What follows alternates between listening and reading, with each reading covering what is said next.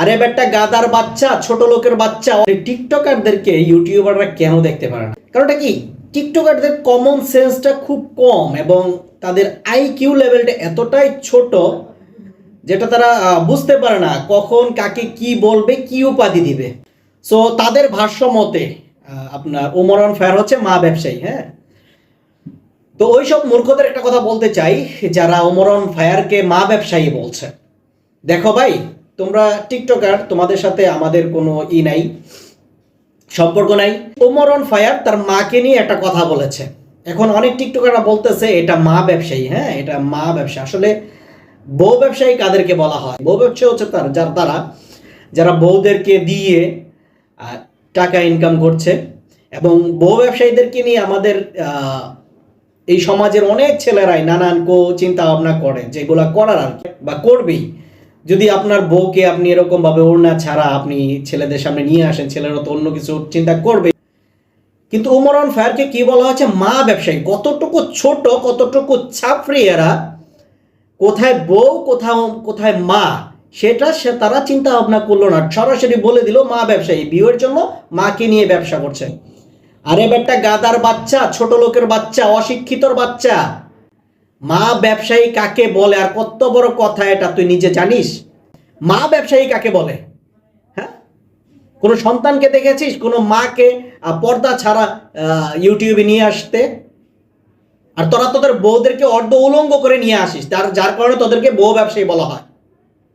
আর এইসব কিছু টিকটকার ছোট লোকের বাচ্চারা, মূর্খের বাচ্চারা একটা কথায় কত বড় ভাবে বলেছে যে মা ব্যবসায়ী।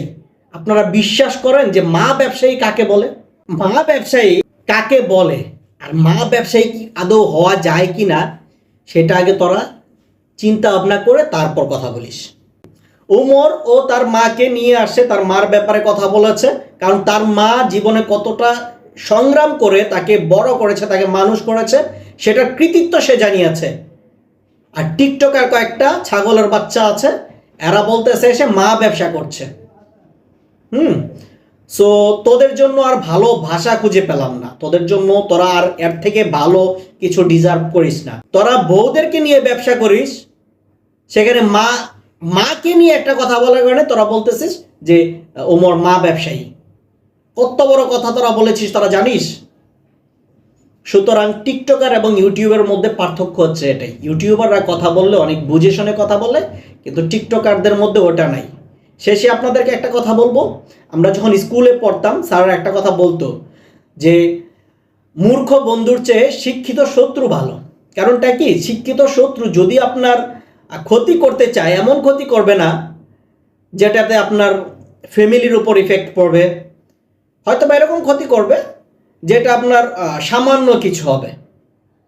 আর একটা মূর্খ বন্ধু যদি শত্রু হয়ে যায়, সে যে কিভাবে আপনার ক্ষতি করবে কোনো কিছু আপনি ধারণা করতে পারবেন না। সো এটাই বলতে চাই, তুই যদি তোর মাকে সম্মান করতি, তোর মাকে সম্মান করতে পারতি, তাহলে কোনো ছেলেকে এসে বলতে পারতি না মা ব্যবসায়ী। কথাটা বলে দিলাম আজকে। তুই তোর মাকে সম্মান করিস না, তোর মাকে ওরকম লেভেলের ভাবিস, যার কারণে তুই অন্যের মাকে এই কথা বলতে পারলি। বউ ব্যবসায়ীর সাথে কি মা ব্যবসা যায়? কেউ কি মা নিয়ে ব্যবসা করতে পারে?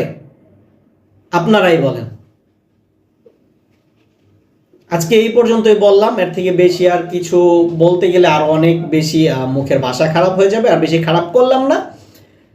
আশা করি সবাই বুঝতে পেরেছেন। সবাই পজিটিভ চিন্তা ভাবনা করেন, পজিটিভ মন মানসিকতা নিয়ে চলাফেরা করবেন, দেখবেন দুনিয়াটা অনেক সহজ। হ্যাঁ, অন্যকে খারাপ বলছেন, অন্যকে ব্লেম দিয়ে দিচ্ছেন, আপনি কি পীর সাহেব? আপনি যদি পীর সাহেবই হতেন, আরেকজনের সন্তানকে নিয়ে আপনি এত বড় খারাপ কথা বলতে পারতেন না, আরেকজনের মাকে নিয়ে এত বড় খারাপ কথা বলতে পারতেন না। সো সবাই ভালো থাকবেন। আল্লাহ হাফেজ।